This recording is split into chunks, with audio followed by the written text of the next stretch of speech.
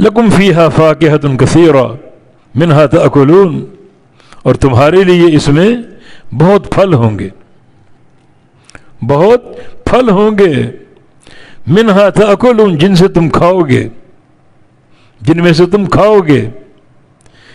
پھلوں کے ڈھیر لگے ہوئے ہیں، جتنے کھاؤ تو اس میں سے تم کھاؤ گے، جنت کے میوے، جنت کے پھل۔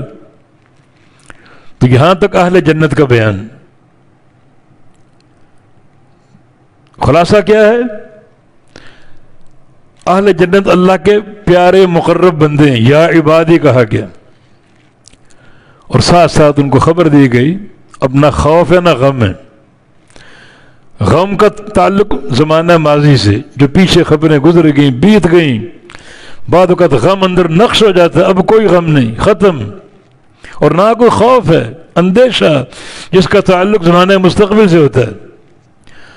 آگے کا کوئی خوف نہیں، پیچھے کا کوئی غم نہیں، اور یہ کس چیز کا صلہ ہے؟ ایمان کا اور فرمانبرداری کا۔ جنت کی نعمتیں، جنت کے میوے، جنت کے برتن، اور یہ کہ جو چاہو گے ملے گا، جو چاہو گے ملے گا۔ حتیٰ کہ ایک صحابی نے پوچھا، یا رسول اللہ صلی اللہ علیہ وسلم، اگر جنت میں میرا جی چاہے کھیتی باڑی کرنے کا، دنیا میں باغبانی کرتے ہیں، باغ ہوتے ہیں، بیج ڈالتے ہیں، درخت اگتے ہیں، پانی دیتے ہیں، اگر جنت میں جی چاہے کسی طرح باغبانی کریں، کھیتی باڑی کریں، فرمایا کہ ہاں اللہ وہ بھی دے دے گا، اور ایسا بیج دے گا کہ اس کو اگاتے ہی فصل کھڑی ہے تیار ہو کے۔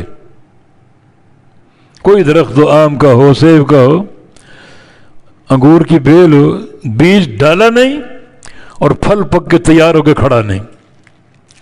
ہر چیز ملے گی جو نفس کی خواہش ہوگی۔